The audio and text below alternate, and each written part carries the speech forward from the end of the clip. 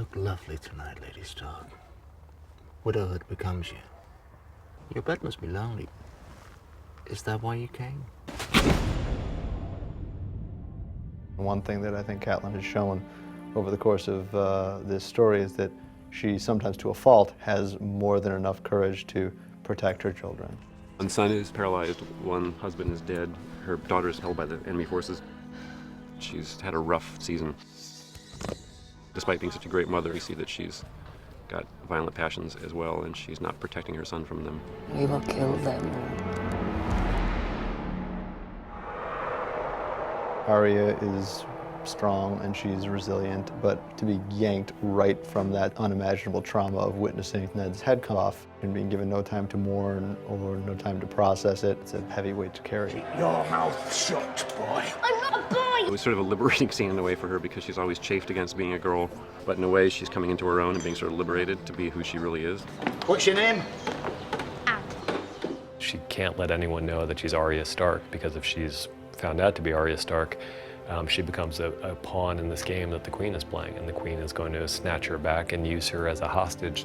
It's 1,000 leagues from here to the wall, and winter is coming.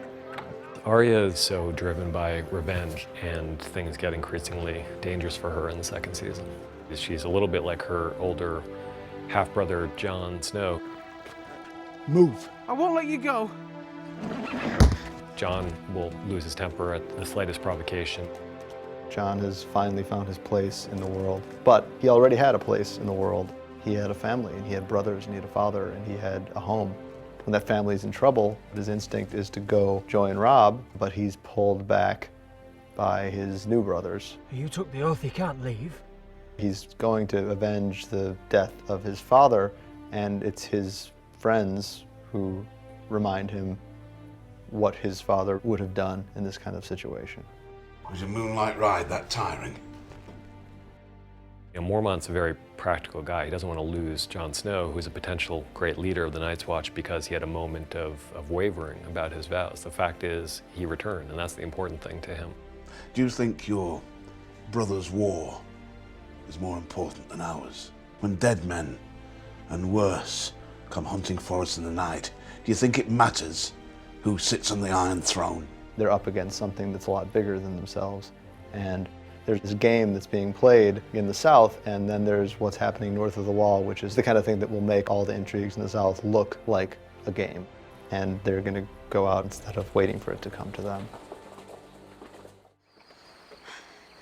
Mirri Maz Duur is a priestess of the Lamb people, and she sees a chance to get revenge, not only to avenge her people, but also to prevent this guy from doing it again to other people.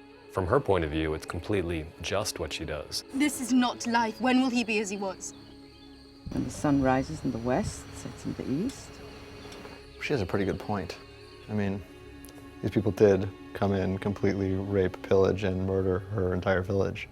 Of course, from Daenerys' point of view, this woman betrayed her. She put her trust in this woman after showing her kindness, and now the woman has turned around and betrayed that kindness. And again, it's a theme throughout the story that, you know, no good deed goes unpunished. Ser Jorah, bind this woman to the pyre. You have people doing terrible things to people that you love, and yet if you were in their shoes and you knew what they know, you would probably do the same thing.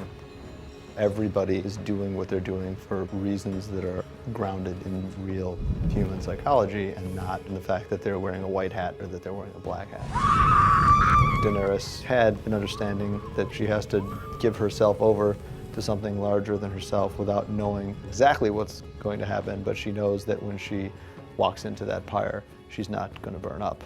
Never in her mind is it an act of suicide, even though in the minds of everybody around her, that's of course what it looks like. It's the crucial climax, and Daenerys is standing there in the pyre, and she's become the mother of dragons, and the woman you would follow to the ends of the world, because that's what those remaining followers are going to do. Dragons in this world are the ultimate source of power, and in a world where authority is derived directly from power, they're the ultimate source of authority, and the people who had dragons were the people who shaped the world. Dragons are magical, but they're also supposed to be, in this world, real creatures. And so we were looking at bats and pterodactyls and other kind of great flying creatures like that for inspiration, and always wanting them to look real. We don't want these to look like magical creatures that have just popped up. If they survive to maturity and they grow to the size of school buses or however large they end up getting as their mother, she becomes a very different person than the frightened little girl we saw being sold off to a barbarian in the first episode.